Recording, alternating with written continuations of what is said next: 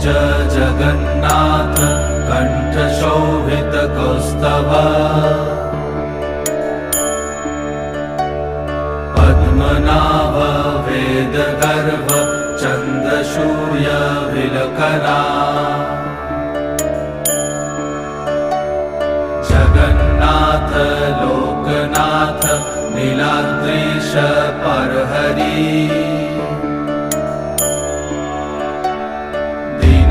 दीनबन्धुर्दया सिन्धु कृपालु जनरक्षका कम्बुपाणि चक्रपाणि पद्मनाभ नरत्तम् जगत्तं पालको व्यापी सर्वव्यापी सुरेश्वर